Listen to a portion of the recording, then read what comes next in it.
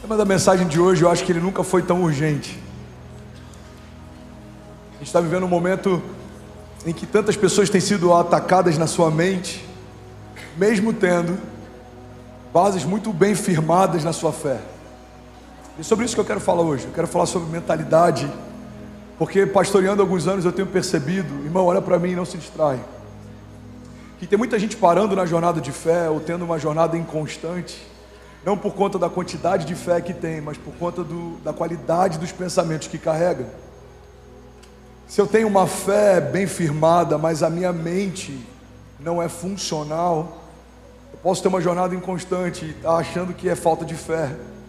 Se eu tenho uma fé muito bem firmada, mas algumas partes da minha mentalidade não foram redimidas, eu posso viver uma jornada inconstante e achar que isso tem a ver com o que eu creio. Tem muita gente que crê certo, mas pensa errado. Vou falar isso de novo. Tem muita gente que crê certo, mas pensa errado. E muitas vezes os pensamentos que a gente tem sabotam a fé que a gente carrega. Pastor, me dá um exemplo prático. Eu conheço pessoas que creem que Jesus pode salvar e curar, mas quando estão prestes a receber a sua cura, a sua mente começa a dizer: isso é loucura, não vai acontecer, isso é coisa da sua cabeça. A nossa mentalidade muitas vezes rouba de nós aquilo que a fé quer acrescentar, e é por isso que é tão importante termos uma fé fundamentada, mas também uma mentalidade redimida. Alguém está comigo? Diga amém. A Bíblia diz, Provérbios 4:23, sobre tudo o que se deve guardar, guarda o teu coração, porque dele procedem as fontes de vida. Igreja, olha para mim. No original, quando a palavra diz sobre tudo, no original tudo significa tudo. Se a Bíblia pudesse escolher, e ela poderia ter escolhido qualquer outro item na nossa jornada, qualquer outra parte de nós, ainda assim a Bíblia escolheu o centro das nossas emoções como o lugar que a gente precisa mais proteger. A Bíblia diz sobre tudo que se deve guardar, sobre todas as coisas, sobre todas as áreas. Guarda o centro das suas emoções, porque é de lá que provém as fontes de vida. O coração, nesse entendimento bíblico, fala a respeito do centro das nossas emoções, fala a respeito dos nossos pensamentos, fala a respeito das nossas vontades. E é interessante porque se o nosso coração não estiver alinhado, se o nosso coração não estiver redimido, sem perceber, a gente pode se perder. As nossas motivações podem se perder, por mais que as nossas ações sejam boas. Se as nossas motivações estiverem erradas, irmão, guarda isso, fazer a coisa certa do jeito errado se torna a coisa errada. Se eu quero viver uma história com Deus só para provar na antiga igreja que eles não reconheceram o que eu carregava, mas agora eu estou fluindo, isso é buscar a coisa certa do jeito errado. Se eu quero viver uma nova estação só para provar para quem fazia parte da minha velha estação que eu estou vivendo algo maior e mais glorioso, isso é buscar a coisa certa do jeito errado. Mas sem perceber, muitas vezes a nossa mentalidade nos sabota. Estamos perseguindo algo bom, mas estamos correndo atrás disso debaixo de uma perspectiva errada. Alguém está comigo? Diga amém. Existem vários tipos de mentalidade. Uma das mais comuns é a mentalidade de fuga. Como eu vi isso lá em Miami? Quase 5 anos pastoreando, e eu via muita gente que não só era estrangeira, imigrante, mas alguns deles estavam debaixo de uma mentalidade fugitiva também. Por quê, pastor? Porque não foram construir uma história na América, foram fugir de uma história do Brasil.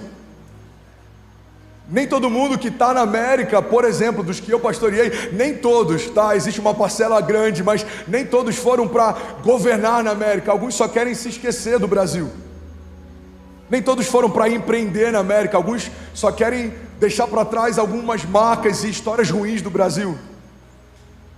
Quantas vezes eu tive que ministrar sobre grandeza e eu tive que falar sobre isso com a igreja. Ei, irmão, você veio para fazer algo com Deus na América. Você não veio para fugir do velho, você veio para perseguir o novo. Você não veio para fugir do passado, você veio para construir o seu futuro. Você não veio por conta de traumas do passado, você veio para viver uma nova história com Deus. Alguém está comigo? Diga amém.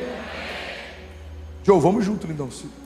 Eu só tenho 30 minutos para a gente queimar. Vamos junto, eu preciso de você. O problema de uma mentalidade fugitiva é que ela está sempre tentando dar uma resposta ao passado. É alguém que está num novo relacionamento incrível, mas está mais preocupado em dar uma resposta para o relacionamento anterior, para dizer que agora você está melhor do que antes, do que na verdade usufruir da graça do seu novo relacionamento. É alguém que está numa nova igreja e ao invés de usufruir de uma casa saudável, está sempre tentando mostrar para a casa anterior que eles não perceberam o quão bom você era, ou o que você carregava, ou o potencial que você tinha. Irmão, olha para mim. Nós não podemos construir o novo olhando para o velho, porque as coisas velhas ficaram para trás, e em Jesus tudo se fez novo. O novo tem que ter cheiro de novo. Outro tipo de mentalidade que tem sabotado muita gente é uma mentalidade ansiosa. Estamos tão preocupados com os gigantes que podem surgir, que estamos cansados para enfrentar os gigantes que já se levantaram. Tem gente que está tão preocupado com o gigante que vai enfrentar na quarta-feira, com uma reunião importante que tem na quinta-feira, que esqueceu que existem gigantes se levantando para roubar uma palavra de vida que você pode receber exatamente agora, irmão. Existem gigantes que vão se levantar amanhã, mas existem gigantes que já se levantaram hoje. Mentalidade ansiosa se consome pelas próximas batalhas, pelos próximos desafios, pela próxima estação.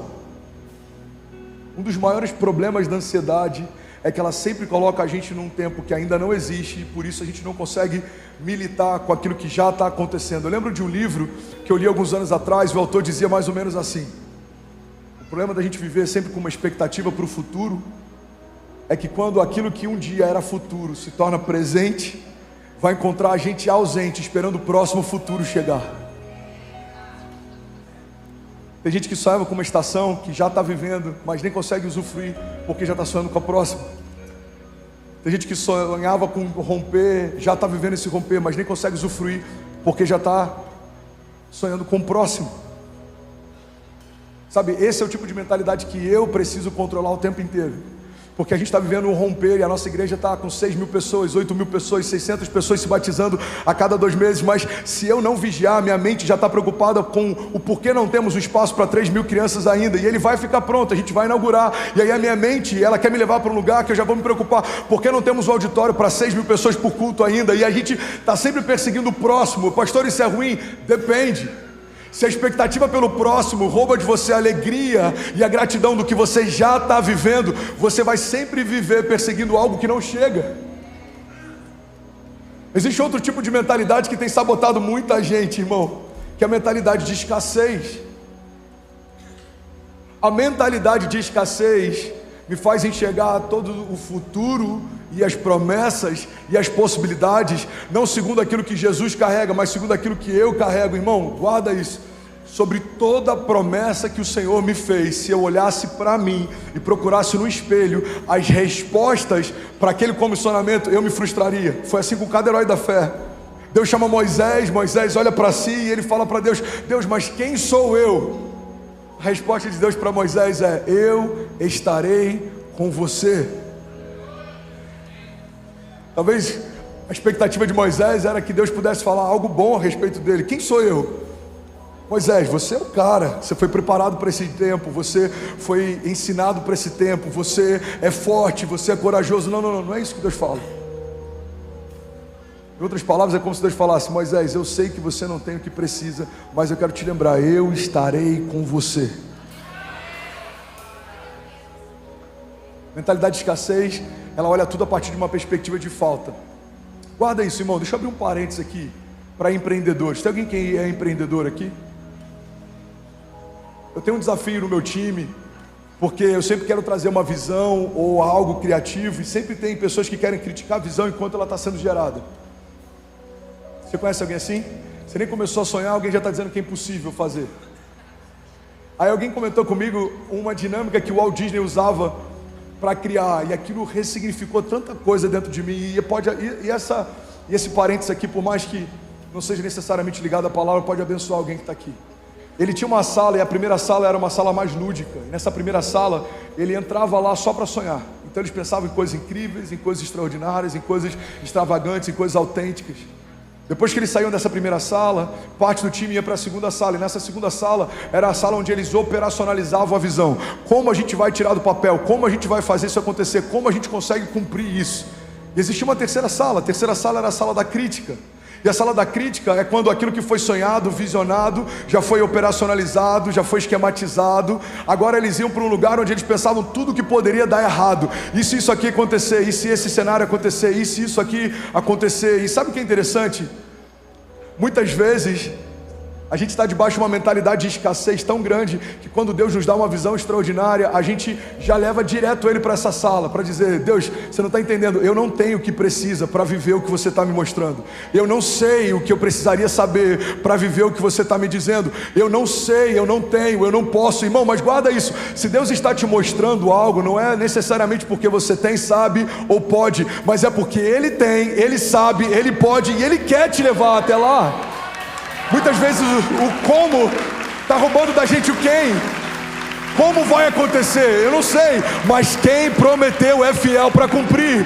Como vai se abrir? Como? Eu não sei, mas quem disse que vai abrir, Ele é poderoso para fazer. Irmão, esquece o como, confia no quem. Como vai ser? Como vai se sustentar? Como vai se pagar? Como vai se cumprir? Como? Eu não sei, o como eu não sei. Abraão também não sabia. Deus só deu um comando: sai da sua terra e vai para o lugar que eu vou te mostrar. Pedro também não sabia. Jesus só disse: larga tudo e vem me seguir, eu vou te tornar pescador de homens. Talvez até aquele momento ele nem soubesse muito bem o que significava pescar homens. Mas ele não parou para gastar tempo com como, ele gastou tempo com quem. Se esse cara com uma palavra fez o que eu acabei de ver fazendo, imagina caminhando ao lado dele o que eu não vou ver. Mentalidade de escassez, ela sempre leva a gente para sabotar promessas e impossibilidades a partir de uma falta. Eu não tenho, eu não posso, eu não sei. Mas Deus tem, Deus pode, Deus sabe. Ele é poderoso para fazer infinitamente mais. Alguém aqui nessa noite, do que tudo aquilo que pedimos ou pensamos, segundo o seu poder que em nós atua. O recurso que você vai acessar não é seu, é dele. Eu preciso de criatividade, pastor. Onde eu procuro? No Deus Criador. O poder criativo de Deus fez tudo que existe quando nada existia. João diz: no princípio Ele era o Verbo estava com Deus, o Verbo era Deus, e todas as coisas foram feitas por meio dele. Sem Ele nada do que foi feito se fez.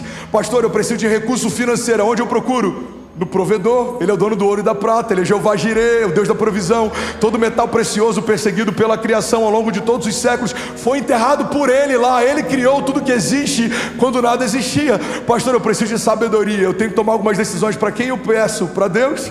A Bíblia diz: aqueles que desejam sabedoria peçam a Deus, porque Ele dá livremente àqueles que pedem. Eu preciso de proteção, pastor. Os dias são maus, eu estou sendo perseguido. Em quem eu busco? Deus. O Senhor é a minha fortaleza, meu refúgio, socorro presente na hora da angústia. O Senhor é meu bom pastor, de nada eu terei falta. O Senhor é por nós, quem será contra nós? Deixa eu voltar para cá que eu tenho só 20 minutos para terminar. Alguém está comigo? Diga amém.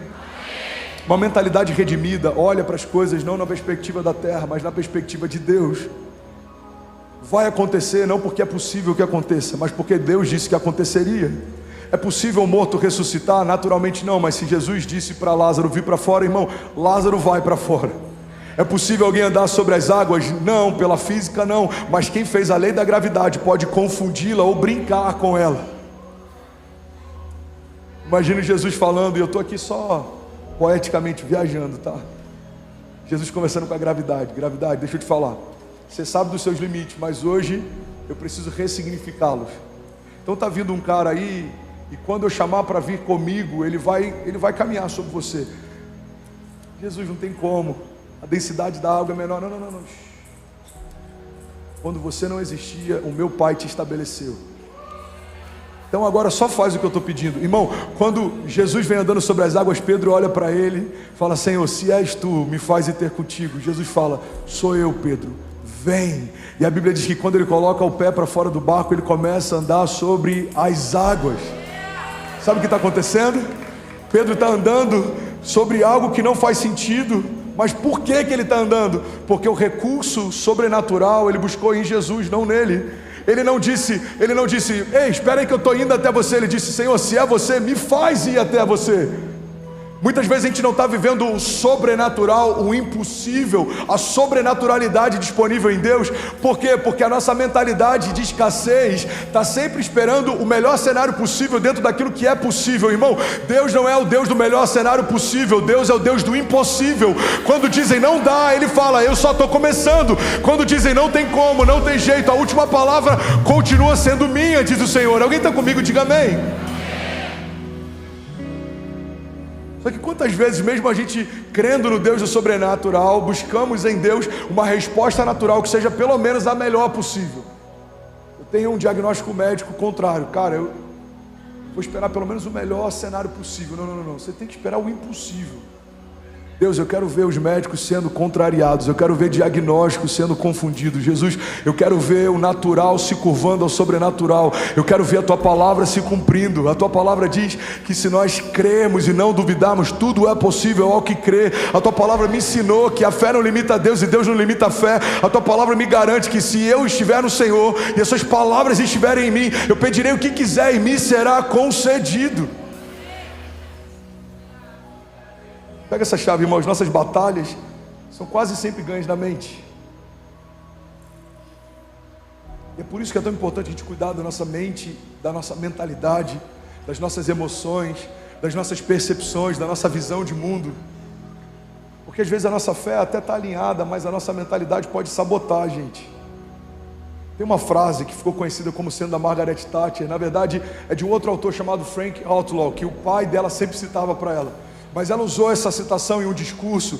Ela era conhecida como a Dama de Ferro, uma das mulheres mais importantes na política do mundo contemporâneo. E ela usou em um dos discursos, e essa frase dela, essa citação, ficou muito conhecida. Ela diz assim: cuidado com os seus pensamentos, pois eles se tornam palavras. Cuidado com as suas palavras, pois elas se tornam ações.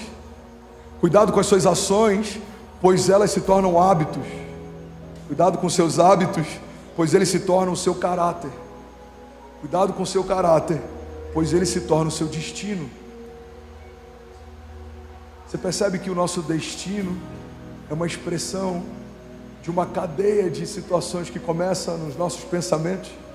O que eu penso modela o que eu falo determina o que eu faço constrói os hábitos que eu tenho, os hábitos que eu tenho, eles definem o caráter que eu carrego aponta para o meu destino. E é por isso, irmão, que é tão importante a gente viver o que a palavra fala de metanoia. A Bíblia chega ao ponto de dizer que para vivermos a vontade de Deus é necessário, é uma condicional, que a nossa mentalidade seja transformada. A Bíblia diz: transformai-vos pela renovação do vosso entendimento, para que possam experimentar a boa, agradável e perfeita vontade de Deus. Alguém está comigo? Diga amém. Vocês estão recebendo de verdade? Sem uma mente redimida, transformada, é impossível viver a plenitude. A gente pode até viver algumas facetas daquilo que Deus tem, a gente pode viver até a parcialidade daquilo que o Evangelho é, mas para viver uma vida plena e para acessar o Evangelho pleno, é necessário que a minha mentalidade seja redimida. A gente lê uma frase como essa da Margaret Thatcher, do Frank Outlaw, tanto faz, e é interessante, mas a Bíblia já falava sobre isso séculos antes. A Bíblia diz em Provérbios 23:7: assim como você pensa na sua alma, assim você é. E é por isso que eu preciso ter o meu pensamento, a minha mentalidade redimida. A graça me tornou filho de Deus, mas se a minha mentalidade não for de filho, eu vou viver pedindo as coisas como um favor. Eu não sei vocês, irmão, mas eu, quando entro na casa do meu pai, eu não peço favor para abrir a geladeira, eu abro a geladeira. Eu não peço por favor para sentar no sofá, eu sento no sofá. Por quê? Porque eu sou filho, e a minha filiação me dá acesso e intimidade na casa do meu pai. Logo, na minha jornada de fé, quando eu entendo que recebi o espírito de adoção, pelo qual eu clamo Abba, Pai, eu fui adotado, eu não sou mais escravo, agora eu sou filho. Então tem muitas coisas que eu não vou pedir como favor, eu vou acessar como herança. Eu tenho livre acesso. Por quê? Porque o meu pai é o dono. Então eu tenho como filiação e herança acesso a toda boa palavra, a toda boa promessa, a toda herança justa, a paz que excede todo entendimento, a proteção em meio a cenários de caos. Irmão, guarda isso em nome de Jesus. Não é só sobre ser filho, você tem que se enxergar como filho, você tem que se mover como filho. Alguém comigo aqui? Não é só sobre ser livre. Existia um ditado romano que eu acho muito interessante. Eles diziam: não basta ser honesto, você precisa parecer honesto. Igreja, não basta ser livre, você precisa saber que é livre. Quem sabe quem é, sabe o que pode. Não basta ser filho de Deus, você precisa se mover como um filho de Deus. Um filho tem livre acesso na casa do pai, um filho tem liberdade na casa do pai, o filho tem liberdade para conversar com o pai, o filho tem liberdade para acessar tudo aquilo que é do pai. Olha o que a Bíblia diz, eu já ministrei sobre isso aqui.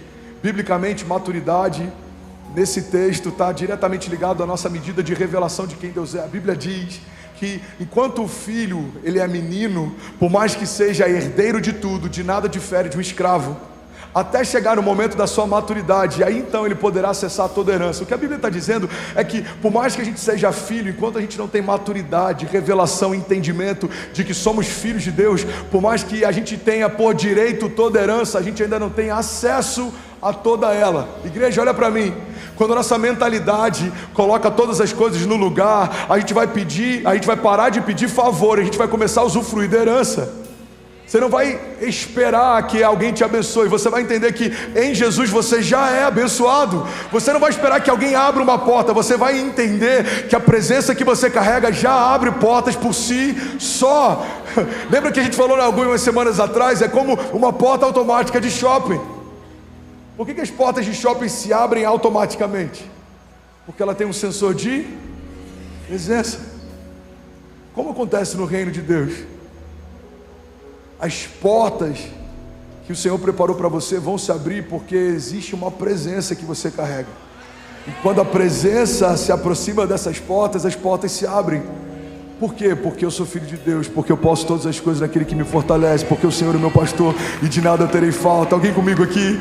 Porque o Senhor é fiel em todas as suas palavras, porque Ele não é homem para que minta, nem filho do homem para que se arrependa, porque toda palavra que sai da boca de Deus gera uma nova realidade, porque Deus não depende de homens para ser quem Ele é, porque Deus é Deus no princípio, Deus é Deus na eternidade passada, continua sendo Deus hoje e para sempre, porque para Ele ontem e hoje são como se fossem o mesmo dia, porque nele tudo subsiste, Ele tem a plenitude sobre todas as coisas. Ele diz haja e algo acontece. Ele diz para que o sol pare e toda a terra pare de rotacionar. Irmão, Deus é Deus. Você pode declarar isso comigo? Diga: Deus é Deus.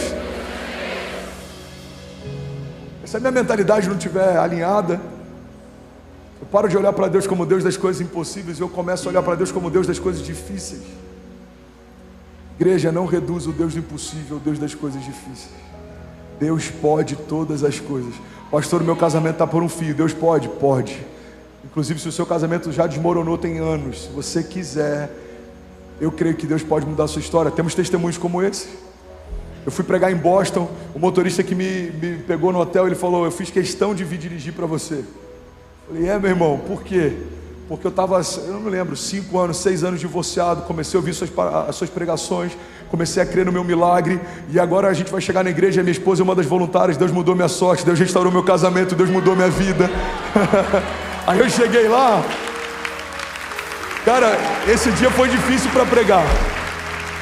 Eu cheguei lá, veio uma pessoa, estava em Boston, Massachusetts, lá no norte, veio uma pessoa, eu não lembro de onde que ele era, não sei se era da Georgia, eu não lembro. Ele falou: pastor, eu dirigi não sei quantas horas para estar aqui, eu trouxe um presente profético para você. Eu falei: obrigado, meu irmão. O que você trouxe? Eu trouxe uma rede. Eu quero ministrar descanso sobre a sua vida, porque eu estava divorciado, irmão, o mesmo testemunho, eu estava divorciado, Deus mudou a minha sorte, minha família está restaurada, meus filhos estão brincando no kids. Irmão, olha para mim, Deus não é o Deus só que entra em cena quando as coisas são difíceis. Deus é aquele que dá uma palavra até quando a esperança já se foi. Lázaro não estava morto há alguns minutos, Lázaro não estava doente ou moribundo, não, Lázaro já havia morrido faz 4 dias. Mas o Deus da vida libera uma palavra sobre um homem morto e ele volta a viver. Quando algo sai da boca de Deus, o sobrenatural começa a tomar forma. Mas a gente tem que ter essa mentalidade, precisamos pensar no sobrenatural. Irmão, olha para mim, os seus passos sempre vão na direção dos seus pensamentos mais fortes. Tem gente que fala sobre problema o dia inteiro, mas não consegue gastar meia hora falando sobre milagre. Se você pensa milagre, você fala milagre, você vive milagre. Se você pensa promessa, você fala sobre a promessa, você vive promessa. Se você pensa em romper, você fala sobre romper, você vai romper. Se você fala problema, você vive problema, você vai ser cercado por eles. Se você fala de dificuldades, você pensa em dificuldade, você vive dificuldade. Irmão, guarda isso. Alguns vão dizer: pastor, isso não é positivismo. Não, isso é coerência. Se eu desejo viver milagres, eu preciso falar sobre eles. Eu preciso trazer à minha memória aquilo que me dá esperança, porque o que está ruim todo mundo já está vendo, irmão. Chamado profético da igreja não é para falar sobre o que todo mundo vê, é sobre falarmos aquilo que o mundo ainda vai ver. Falamos sobre uma igreja que hoje muita gente está vendo quando ela não existia. Falamos sobre um Kids que hoje nem a gente ainda está pisando, mas em algum momento ele vai existir. Já falamos sobre cultos como esses, quando parecia impossível, hoje se tornaram naturais. Todo visionário precisa caminhar debaixo de uma vocação, de um encargo profético. Você vê o que ninguém viu, você fala o que ninguém falou, e você vai viver o que ninguém ainda viveu, porque fomos chamados para fazer história. Alguém comigo aqui nessa noite? Aleluia, aleluia. Se for para Jesus, você pode fazer melhor.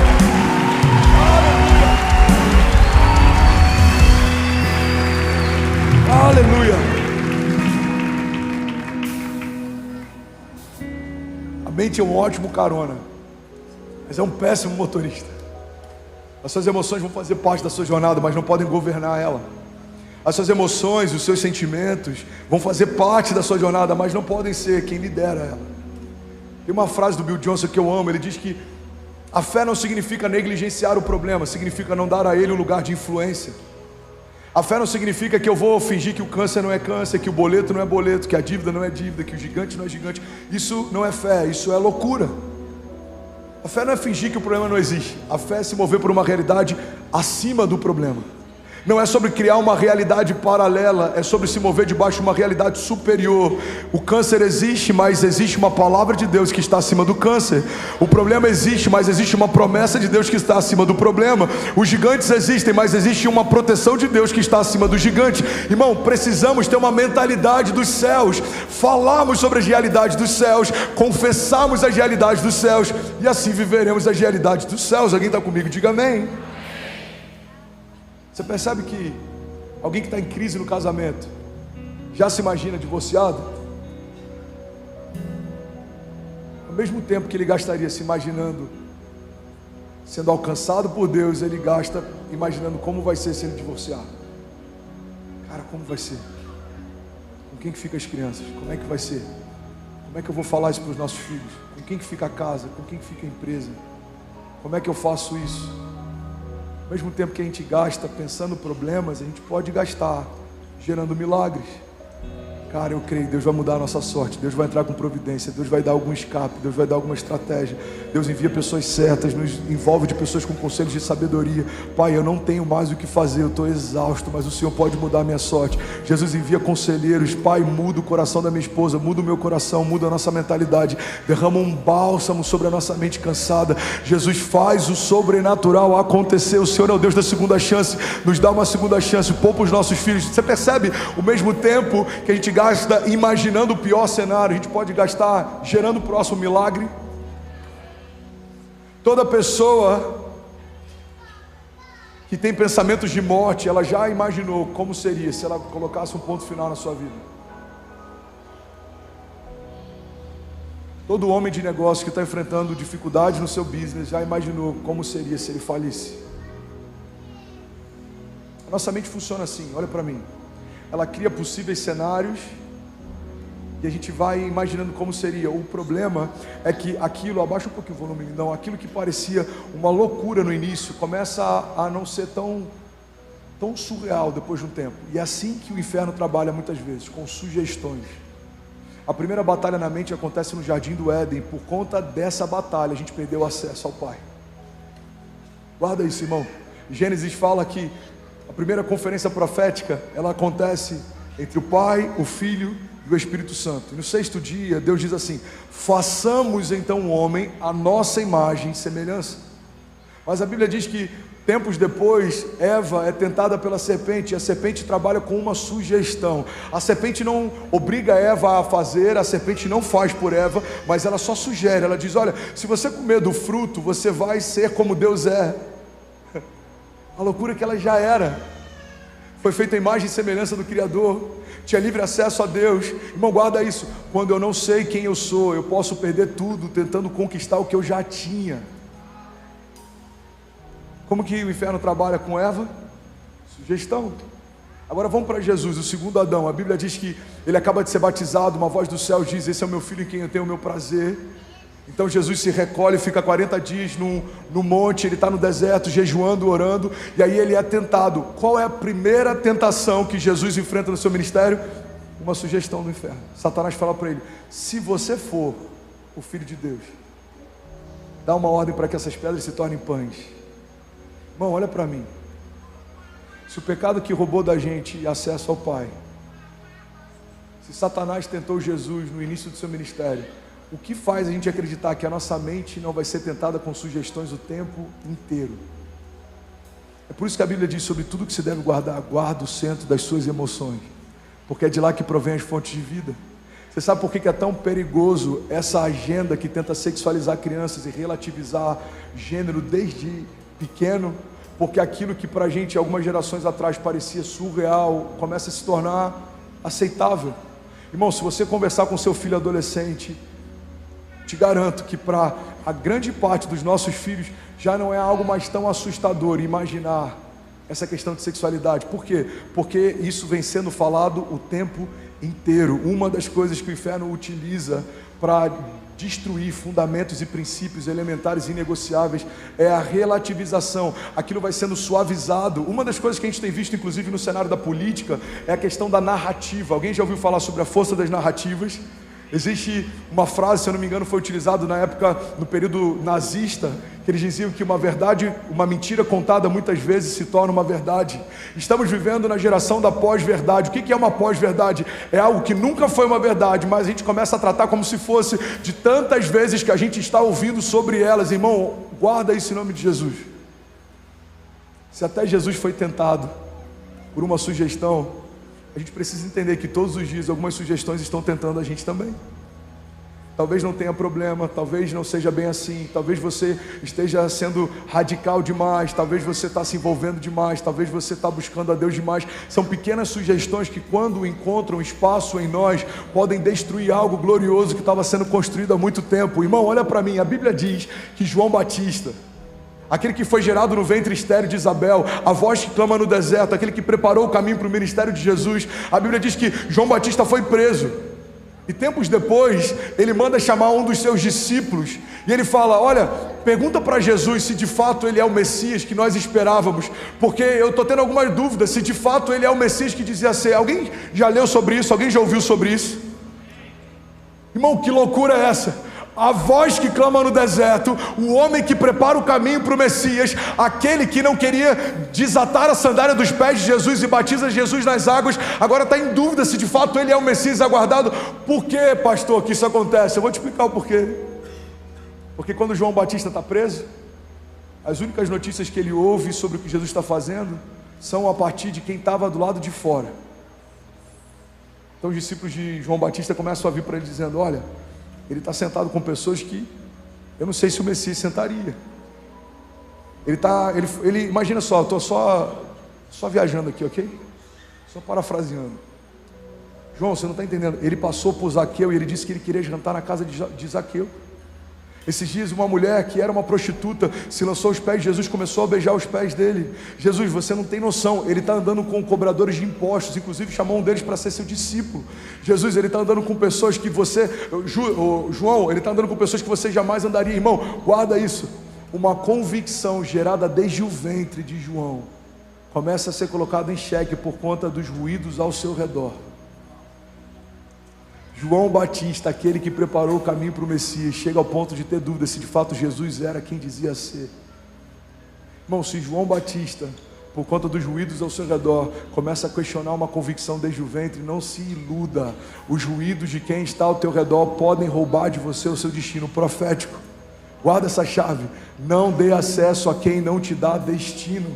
Quando você filtra quem você ouve, você filtra o que você vive. Você quer viver milagres?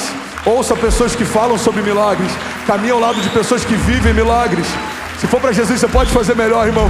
Você quer viver romper? Caminhe ao lado de pessoas que estão rompendo.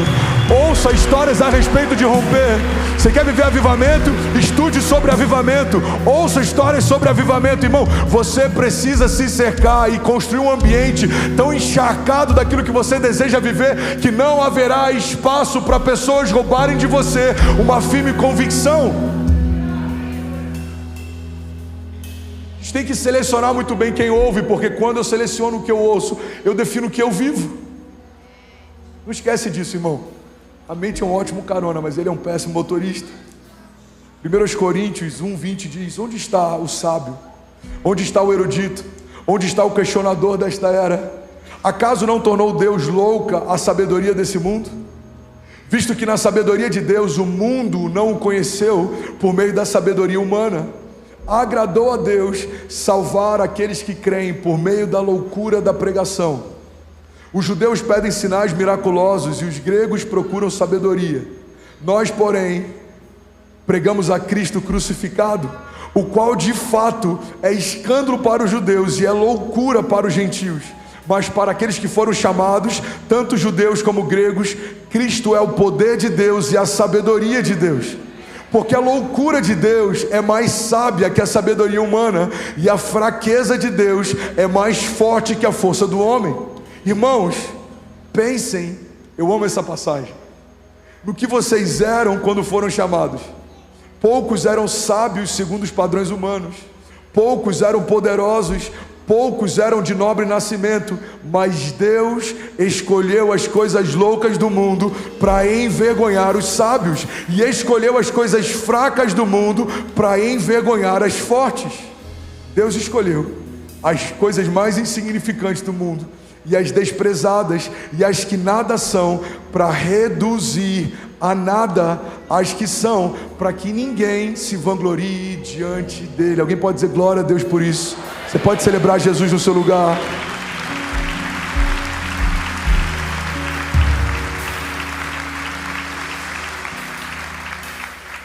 O que 1 Coríntios está dizendo? Se a gente quer viver uma jornada de fé, a gente tem que aceitar a ideia de que toda proposta de Deus vai parecer loucura para o mundo, mas vai acontecer porque é Deus quem está propondo. Então olha para mim, se você quer romper, você precisa aceitar a ideia de que as contas não vão fechar, de que você não vai ver sentido no que Deus está te pedindo para fazer, mas a única segurança que você tem é a essência, a origem de quem está te chamando. Quando Deus chama Noé para construir uma arca, não fazia sentido, ele nunca tinha visto, a chuva nunca tinha vindo. Segundo algumas linhas teológicas, até aquele momento não havia chuva dos céus, porque no jardim havia uma como é que eu vou dizer? Jesus. Névoa, obrigado, vou usar esse termo, eu tentei não utilizá-lo, mas vai ter que ser. Tinha como se fosse uma névoa do solo, e as gotículas vinham debaixo da terra para nutrir toda a plantação. Então, alguns teólogos acreditam que a primeira vez na história que a chuva entra em cena é durante um dilúvio. Irmão, Deus pede para Noé construir algo que ele nunca tinha construído, por um tempo que ele nunca tinha vivido, mas por que ele faz? Porque é Deus quem está falando. Abraão ouve de Deus um pedido: sai do lugar que você está confortável, do meio da sua família, e vai para um lugar que eu vou te mostrar, e eu ainda não vou te dizer qual é. Por que ele fez o que fez? Porque era Deus quem estava falando. José é vendido pelos irmãos. Irmão, você tem noção do que alguém da tua família te vendeu como escravo? José é vendido pelos irmãos, fica anos prisioneiro. Mas por que ele não desistiu de confiar e aguardar pela promessa? Porque era Deus quem estava falando. Você percebe que faz sentido, ao invés da gente gastar tanto tempo questionando o nosso futuro, a gente gastar mais tempo discernindo a fonte das nossas expectativas? Se aquilo que você tem aguardado, irmão, foi uma promessa que saiu da boca de Deus, tenha certeza, quem prometeu é fiel para cumprir. Mas se aquilo que você está aguardando ansiosamente é só uma ideia sua, não tenha tanta certeza se de fato isso vai acontecer. Alguém me perguntou certa vez: pastor, como que eu posso saber a diferença entre insistência e persistência? É simples, tem que saber só se você tem uma palavra. Se você tem uma palavra, você está sendo persistente. Se você está tentando algo sem ter de Deus uma palavra, você está sendo insistente. Noé tinha uma palavra, José tinha uma palavra, Davi tinha uma palavra, Abraão tinha uma palavra, Moisés tinha uma palavra, irmão, Jesus tinha uma palavra. A Bíblia diz: pela alegria que lhe fora proposta, suportou a vergonha e a dor. Olhem bem para ele, para que vocês não desanimem. A Bíblia fala a respeito de Jesus. Por que Jesus suportou tanta vergonha e humilhação e dor? Porque havia uma alegria proposta. A Bíblia diz que chega um ponto que Jesus fala: Pai, se possível for, afasta de mim esse cálice, mas todavia seja feita a tua vontade, não a minha. O que você precisa, irmão, para não desistir, não esmorecer, não parar, não desanimar? Você só precisa de uma palavra. Eu preguei sobre isso na semana passada, o poder de uma palavra de Deus. Eu queria em nome de Jesus que a gente saísse daqui debaixo desse entendimento. Pai, eu preciso de uma renovação na minha mente, e eu preciso me mover por uma palavra mais do que por qualquer coisa. Eu quero as suas palavras mais do que as propostas, eu quero me mover pelas suas promessas mais do que pelos cenários, eu quero me mover pelo que você fala mais do que pelo que os outros acham. Jesus, eu não me importo mais com o que os outros acham, eu prefiro uma palavra tua do que um bom plano. Jesus, eu não preciso mais de afirmação ou de aprovação. A aprovação dos outros não me move, a rejeição dos outros não me para. Se o Senhor disser que vai acontecer, eu creio, já aconteceu. Se o Senhor disser que vai abrir, eu creio, já se abriu. Se o Senhor disser que vai prover, eu creio, já proveu. Porque basta uma palavra sua e o sobrenatural se torna o meu novo natural. Quando a sua boca fala algo sobrenatural acontece. Salmos 37:30 diz: a boca do justo profere sabedoria, e a sua língua fala conforme a justiça. Ele traz no coração a lei de Deus, e ele não pisará em falso. Eu vou finalizar aqui, eu quero que você guarde isso. Se nós nos movemos por fé, precisamos entender fundamentalmente o que a fé significa. O que é fé, pastor? Fé é pensar o que Deus pensa e falar o que Deus fala. A fé é enxergar o mundo não pela minha perspectiva, mas pela perspectiva dele. A fé é entender que tudo que parece impossível para mim não é impossível para ele. A fé é não me mover mais pela lei da gravidade, mas por uma palavra. A fé é não me mover mais pelos indicativos financeiros do lugar que me cerca, mas por uma palavra. A fé significa que todas as coisas são possíveis àquele que crê. A fé significa pensar o que Deus pensa e falar o que Deus fala. Mas muitas vezes a gente quer viver uma jornada de fé, mas a gente quer se mover por aquilo que a gente acha que é possível. Igreja, olha para mim, o que você acha não vai mudar a tua história, mas aquilo que Deus pensa vai.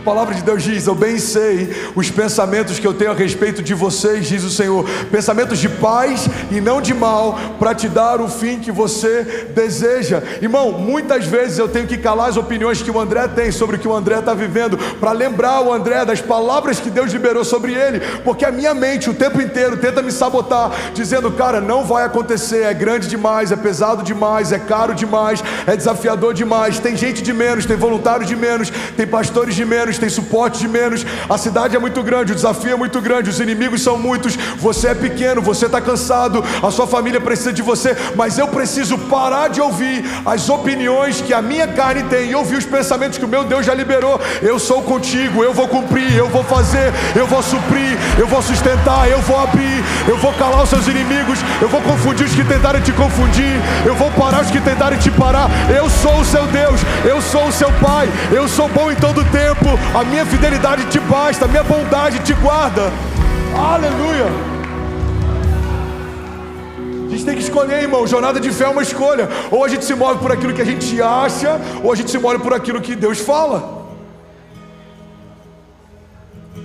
Vamos ser sinceros, se perguntassem para os discípulos sobre Lázaro, Lázaro jamais teria ressuscitado. A Bíblia diz que Jesus escolhe voltar pelo mesmo caminho que ele tinha ido, e ele quase foi apedrejado por esse caminho. Então os discípulos chegam para Jesus e tentam convencê-lo de não ir. Eles falam: Senhor, já faz 4 dias, Lázaro está morto, não tem mais o que fazer, a gente vai ser apedrejado, deixa essa ideia de lado. Os mesmos que questionam quando parece loucura, comentam depois que acontece. Cara, você não tem noção. Jesus falou para Lázaro: vem para fora, e ele foi para fora. Irmão, você não está entendendo, já estava fedendo o túmulo, já tinha gente chorando lá de fora, as carpideiras estavam envolvendo a gente, a multidão estava revoltada, a irmã de Lázaro estava revoltada com Jesus, ele se atrasou, estava todo mundo questionando por que ele não veio antes, e ele disse: vem para fora, e Lázaro foi para fora. Irmão, guarda isso. A multidão que questiona os seus milagres vai contar os seus testemunhos. o ambiente que viu os seus desafios vai contar seus testemunhos.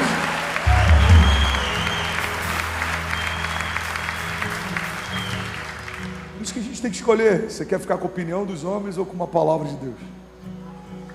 Você quer ficar com um sentimento ou você quer ficar com uma palavra de Deus? A Bíblia diz: não nos movemos por aquilo que vemos, mas por aquilo que cremos. Quantas vezes, irmão, eu tive que enfrentar desafio que aos meus olhos eu falava: caramba, agora não dá, mas eu preciso fechar os meus olhos. E é por isso que você já deve ter percebido, 90% do tempo que eu estou orando, eu estou de olhos fechados. Eu subo aqui e eu já falo: levanta suas mãos, fecha os teus olhos, porque eu estou louco para fechar os meus também. Eu aprendi no meu secreto que quando os meus olhos naturais se fecham, é como se os meus olhos espirituais se abrissem. Eu esqueço que eu estou no auditório, irmão. Isso aqui não é mais Alphaville, não é mais São Paulo. Agora é um lugar fechado com Deus. E Ele tem liberdade de falar e de fluir, de fazer. E a gente esquece que tem uma iluminação controlada por alguém, que tem seguranças ao redor, que a gente está sentado num lugar físico. Por quê? Porque a glória de Deus encheu toda a casa, nada mais importa. O som do céu invadiu o ambiente, nada mais importa. O cheiro de Deus está invadindo todo o ambiente, nada mais importa. Os nossos inimigos permanecem sendo inimigos, os nossos gigantes permanecem sendo grandes, mas o nosso Deus permanece sendo Deus. Não há outro Deus, nunca se ouviu e nunca se viu outro Deus além do nosso, que trabalha para aqueles que nele confiam. Deus é Deus, irmão. Deus é Deus. Mas não dá para discernir um Deus sobrenatural através de olhos naturais.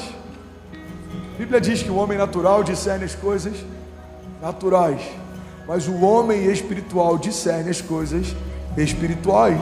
Declare com autoridade, diga: fé, pensar o que Deus pensa e falar o que Deus fala. Você precisa pensar o que Deus pensa. Seu casamento está em crise, pensa o que Deus pensa sobre o casamento. Seus filhos estão revoltados, é uma fase difícil, pensa no que Deus fala a respeito de filhos. Os meus filhos serão como flechas liberadas sobre as nações, não serão motivo de vergonha. Eles cresceram no caminho do Senhor e não vão se desviar dele. Jesus, eu abençoo os meus filhos para que eles possam ir aonde eu não fui, possam viver o que eu não vivi. Os meus filhos serão maiores que eu, serão mais sábios do que eu, carregarão mais unção do que eu carrego, viverão mais milagres do que eu já vivi. Irmão, você precisa olhar para o teu negócio e pensar o que Deus pensa. Pai, o Senhor é o Deus da provisão. A tua palavra diz que o Senhor é o dono do ouro e da prata. Eu preciso de tão pouco para romper, mas eu não vim aqui te pedir como favor, eu vim aqui, Pai, acessar a minha herança. Eu sou o teu filho e eu tenho, Pai, liberdade para acessar tudo que eu preciso. A tua palavra diz que o Senhor nunca viu um justo mendigar o pão ou sua descendência passar fome. Jesus, eu acesso hoje a riqueza do tipo de Deus. Eu acesso hoje, Pai, a prosperidade bíblica. Eu recebo hoje uma colheita superabundante. Toda a semeadura que eu já liberei ao longo dos anos, Pai, eu creio que vai vir sobre a minha casa 30, 60, até 100 vezes mais. A tua palavra diz que o generoso prosperará, aquele que dá alívio a outros, alívio receberá. Jesus, eu já fui generoso em tantos momentos, eu anseio pela generosidade bíblica, eu anseio, Pai, pelo transbordo. Abre as comportas dos céus, libera sobre mim, Pai, uma colheita superabundante, para que todos vejam que o Senhor é bom e cuida dos seus em todo o tempo. Eu preciso, irmão, fechar os meus olhos naturais e eu preciso acessar de Deus o que Ele diz na sua palavra. Agora, sabe qual é a crise da nossa geração? Ansiamos por céus abertos, mas permanecemos com a Bíblia fechada. Ansiamos por céus abertos, mas permanecemos com a Bíblia fechada. Toda palavra que você precisa, toda liberação profética que você precisa, toda a paz que excede todo entendimento que você precisa, toda a provisão que você precisa, tudo isso, irmão, está disponível na palavra de Deus. A Bíblia não contém Deus, a Bíblia é Deus. Deus quer se despir para você, Deus quer se revelar para você. A Bíblia diz que a glória de Deus está em ocultar certas coisas, e a glória dos reis está em persegui-las. Você vai buscar a Deus e Deus vai responder você. Clama a mim, responder-te-ei, e anunciar-te-ei coisas grandes e insondáveis que não sabes. Aquele que bate, a porta se abre, aquele que procura, encontra. Você está comigo? Fica de pé no seu lugar, eu quero ministrar sobre você. Não se distrai.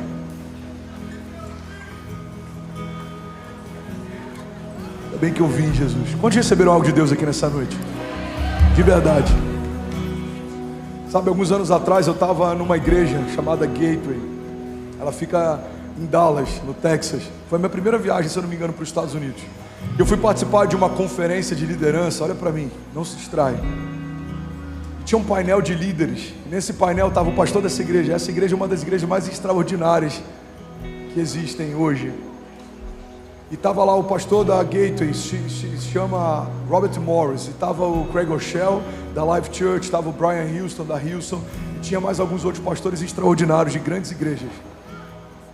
E ele falou algo, irmão, que aquilo ali me impactou tanto. E eu queria liberar isso sobre a sua vida. E eu creio que isso vai mudar a vida de alguém aqui. Você está comigo? Diga amém.